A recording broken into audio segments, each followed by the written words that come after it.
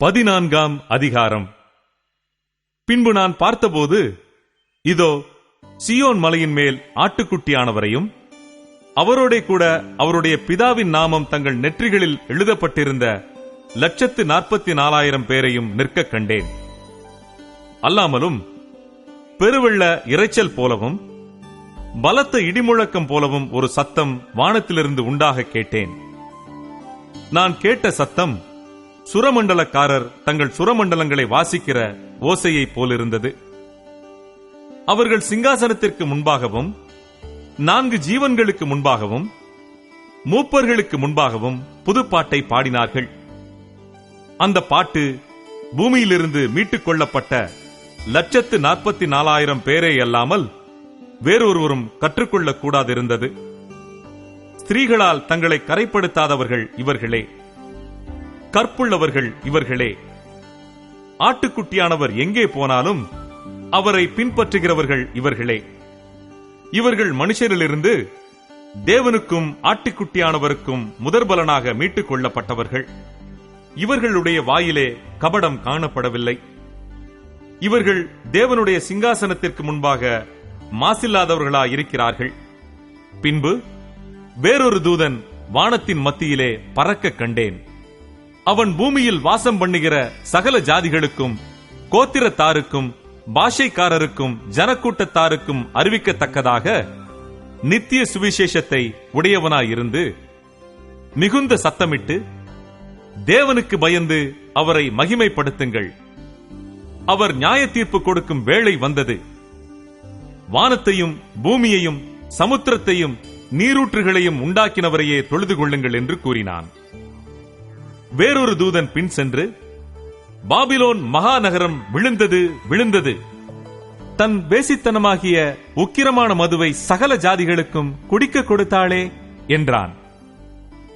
அவர்களுக்கு பின்னே 3ஆம் தூதன் வந்து மிகுந்த சத்தமிட்டு, மிருகத்தையும் அதன் சொரூபத்தையும் வணங்கி, தன் நெற்றியிலாவது தன் கையிலாவது அதன் முத்திரையை தரித்துக் கொள்கிறவனவனோ அவன் தேவனுடைய கோபாக்கினையாகிய பாத்திரத்திலே கலப்பில்லாமல் வார்க்கப்பட்ட அவருடைய உக்கிரமாகிய மதுவை குடித்து பரிசுத்த தூதர்களுக்கு முன்பாகவும் ஆட்டுக்குட்டியானவருக்கு முன்பாகவும் அக்கினியினாலும் கந்தகத்தினாலும் வாதிக்கப்படுவான். அவர்களுடைய வாதையின் புகை சதா காலங்களிலும் எழும்பும். மிருகத்தையும் அதன் சொரூபத்தையும் வணங்குகிறவர்களுக்கும் அதனுடைய நாமத்தின் முத்திரையை தரித்துக் கொள்கிற எவனுக்கும் இரவும் பகலும் இளைப்பாறுதல் இராது. தேவனுடைய கற்பனைகளையும் இயேசுவின் மேலுள்ள விசுவாசத்தையும் காத்துக் கொள்ளுகிறவர்களாகிய பரிசுத்தவான்களுடைய பொறுமை இதிலே விளங்கும் என்று கூறினான். பின்பு பரலோகத்திலிருந்து ஒரு சத்தம் உண்டாக கேட்டேன்.